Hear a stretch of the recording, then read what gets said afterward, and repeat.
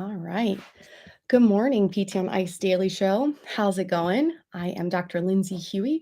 I will be your host today on Clinical Tuesday. It's so good to be with you all. It's been a little while. Today, I am going to chat with you about frozen shoulder and helping your patients navigate um, no man's land. But before I unpack this episode, I'd love to tell you a little bit about courses that Mark, Cody, and I have coming up. Cody actually was just promoted to lead faculty. We are so excited. And he will be teaching his first class this weekend solo in Minnesota, so Rochester. And there are still tickets left if you want to join him. He would love that. And you're sure to have a blast with him this weekend. So October 7th and 8th. Can you believe we're already in October? So wild. Other courses coming up in November, on November 11th, 12th. We'll be in Woodstock, Georgia. And then our final courses of the year are in December. So you have two opportunities on December 2nd, 3rd. Cody will be in California, Newark, California.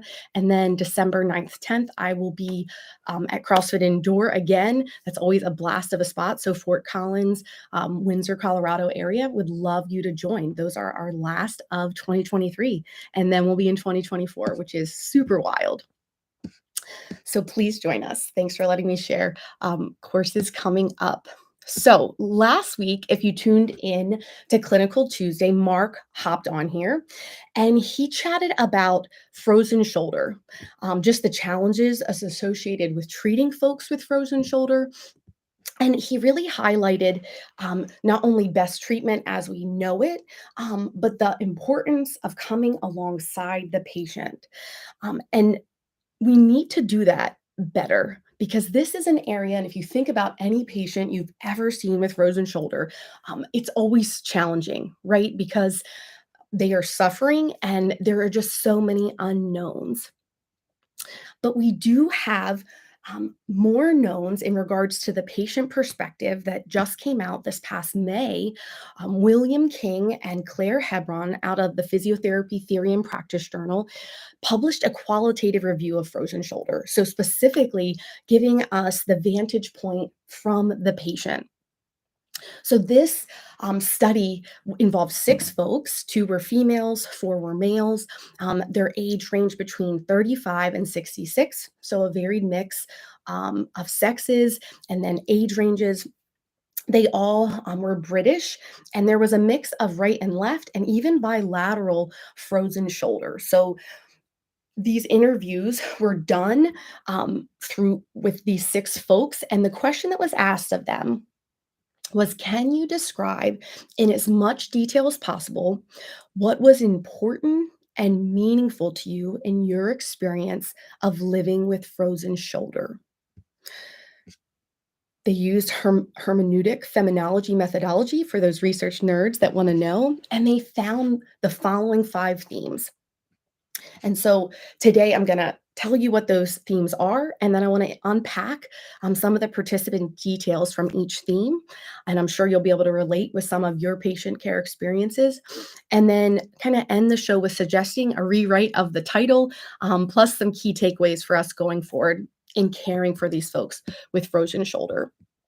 So the 5 themes illuminated from this article, and again, that's title, and I'll drop the link, is Frozen Shoulder, Living with Uncertainty and Being in No Man's Land. The 5 themes that were found were, number 1, patients felt an incredible pain experience that they described as dropping me to my knees. 2, a struggle for normality in life. 3, an emotional change of self.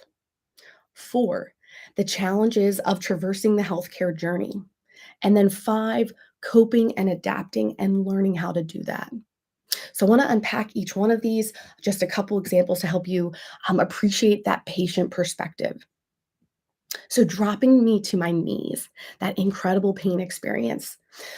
All of the patients that were interviewed described multiple experiences where if they move their shoulder quickly or it hit up against an object unexpectedly or involuntarily kind of reached and forgot about their shoulder for a second, that this pain would literally drop them to their knees. That when they would go to like stretch in the morning, they would scream and writhe out of pain. And this not only, affected their body and their discomfort, but like their family. Some of the participants described kind of scaring their partner because of like sudden outbursts or yelled. So, an experience that's not just personal, but affecting those around them. Number two, the struggle for normality. So a lot of the folks described multiple daily activities just being very limited. And I'm sure your patients have had the same, right? Just getting dressed, just rolling over in bed, unable to sleep, just that constant ache that's with them, always kind of being on in their mind, and then challenging just normal daily activities, not just ADLs and IADLs, but starting to lose work function, missing work, and or recreational function. So one participant actually had to sell their fishing boat or chose to because they said just transporting the boat became so cumbersome and a reminder of their shoulder limitation. One of the participants described being unable to throw the ball. They're at a family gathering, and their kid is watching other people throw the ball with their parent, and the parents that has frozen shoulders just sitting there thinking, "Oh, I can't even like throw the ball with my kid."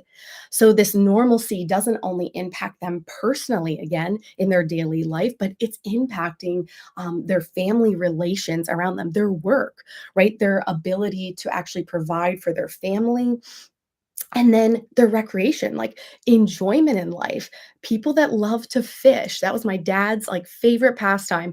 If there's an emotional, psychological piece here that is huge, then that is challenged when someone has frozen shoulder, that they can't do that one activity that brings them peace or joy, and they can't help provide for their family because they're suffering. Which leads us to that third theme found, an emotional change of self. So, all of the participants described overall just low mood from being in constant pain, having low self esteem, and starting to feel less worth in their family unit. Just kind of feelings of uselessness because not being able to reach overhead or being limited in the ability to just help out with daily chores. This was a really, challenging thing to read, but one of the patients, described, that emotional change as, "If you were an animal, you would be put down because you're miserable." So, basically, like, lack of thriving, and, like, that was heartbreaking to read, but, like, this is how low, emotions get when patients have that frozen shoulder state. And a lot of them said not just the emotional drain is challenging, but like you're physically drained because of that emotional taxation. So, multiple participants reported poor sleep, which I already mentioned earlier, from a normalcy perspective, but they linked that to how this led to fluctuating mood because you never know when you're going to get a good night's sleep. And so, overall, mood was very cantankerous and unpredictable. Um, which patients even again mentioned that they're not able to even sleep in the same bed as their partner because they're so disturbed and uncomfortable in their sleep. And so they're sleeping in a separate room. Again, thence that intertwining, like emotional change of self being affected. And when this happens, right, you start seeing sleep being affected, it makes you want to prompt for healthcare help, right? And so this leads to that fourth theme where patients are traversing the challenge of the healthcare journey, going to a healthcare professional, hoping they can help them sleep better, hoping they can take away the pain. But what most of the participants really highlighted is that this delayed diagnosis happened consistently, where they saw multiple healthcare professionals prior to actually getting a solid diagnosis that this is, in fact, frozen shoulder. And so there's this period of not knowing and switching back and forth, like, "What's wrong with my shoulder?" And then you finally know, and, even the treatments they were getting were challenging because patients, said they didn't actually see solid results. So, um, They would ask for pain medication, and then some of the healthcare professionals would be afraid of addiction, so they wouldn't give them stronger medications to help. And so there was this balance of figuring out what's that pain medication that's right for the patient. A lot of the patients said that injections were life changing. So getting a corticosteroid injection was helpful, but it didn't always happen right away. And some of them had to really advocate for that to occur. And that some, even the patients that were finally recommended to get the injection, um, mentioned they were afraid of the needle. So we have to understand it might be a delay to get to the treatment that's effective, and then they might even have a fear of actually using that treatment that's recommended from the healthcare provider. So they're dealing with a lot of challenges in the healthcare journal. And disappointingly enough, as for most of our audience that are PTs, a lot of the folks said that PT wasn't the greatest. They didn't have initial great experiences because the PT would give them stretches that were super painful and not working. And the patient would have to wait a whole week to tell the therapist that, and then the therapist would give them something new, and then the stretches would hurt and not really work, and they'd come back again. We can do better here, right? If you retest in that session, you'll know whether that's working. So some kind of disappointing healthcare journeys for most of these folks. But there was some hope along the journey. So the fifth theme found was coping and adapting. So once patients did finally get to the healthcare provider or the PT that started providing effective care, they did have hope. Once they saw it start working, or once they got that injection and the pain started going away, they could move their shoulder a little bit more. So when pain's down and range is better, they were super jazzed about it and finally had some hope. Various participants did say that it requires that coping and adapting. It requires you to shift your mindset, that press on attitude in the face of adversity. So helping our patients get there quicker, I think, is something that we have an opportunity for. Um, Another part of that, some coping strategies, was people just learning, some of the participants mentioning that learning to work around the disability, right? If they were right-handed, starting to use their left arm to keep functioning, and kind of a pushing through mentality.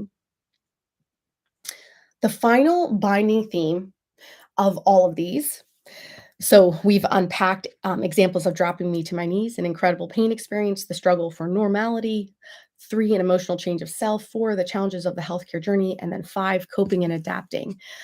That theme that they found binding them all together was uncertainty, or as the authors of the study titled, no man's land. One thing I said that I was going to unpack was a suggestion for a rewrite. So we are dealing with humans, not just men. So I'd love to suggest that we call this no humans land. But this does come from a phrase, right, that was used to describe unowned land or unoccupied land, or a land that's not officially owned or inhabited by someone. But we are dealing with multiple humans, right? Not just males. So that rewrite, I think, is important here. But ultimately, the main thing I want you to appreciate is, with the unknown of how this disease may progress or regress, we have to do better for our patients here. They will not be able to manage their present living with frozen shoulder if they're fearful of the future. And if they don't know how to, excuse me, if they don't know how to treat it, uh-oh, hopefully you're all still there. Give me a wave or like a thumbs up if you are. A little alarm went off. Sorry about that. Um, but patients will not be able to manage living with their frozen shoulder if they don't know how to manage it in the present, if they're fearful of the future. Sorry for the folks that had to hear this twice on YouTube. But that fear of the unknown, right, or no humans land territory, this affects cognitive and emotional well-being. So what can we do with these themes, knowing patient perspective a little bit more deeply here? And I know it was only from six folks, but I'm sure you can relate and think back and reflect on patients you've seen, and they've had similar tough experiences. There are powerful takeaways here. Appreciate that expectations from your patient, they're always tied to a real human with an emotional story. And we have to know that and appreciate that. We have to know that this pain is not an exaggeration. We need to give stabilization to that human story with some of the facts of the do's and don'ts about frozen shoulders. See Mark's podcast last Clinical Tuesday because he dove into best treatment and about what we know, what we thought we knew, and where we are presently. We have to provide controllable solutions. Some solutions: help your patients advocate for themselves early and with tenacity with their specialist, right? Help them get to that corticosteroid injection. You don't usually hear us saying that, right? That medicalization. We try to avoid that here at ICE, but here's a condition where we see, especially in the United Kingdom, this being a helpful pathway in combination with physical therapy. So help them get to the proper care and diagnosis faster. Make it so they don't have to see three healthcare professionals before they start feeling better. You as PTs retest the value of your treatment in session. Don't send someone home in writhing pain that worsens their range. Send them home with something that is helpful, right? That's easing, and know that before they leave so they don't have a whole week of time of ineffective self care. Let's not forget the human behind the painful and stiff shoulder. Those with frozen shoulder, let's help them feel direction at a really destabilizing time in their life. Help them figure out a way to do what they love, to keep working. Help them be autonomous, to navigate their pain, their setbacks, and then their interactions with the healthcare team. We have a really cool opportunity to make living with frozen shoulder a little bit more endurable and making the patient feel more known. Thank you for being with me this Clinical Tuesday, and sorry about that little blip in the middle. Happy Tuesday. Cheers.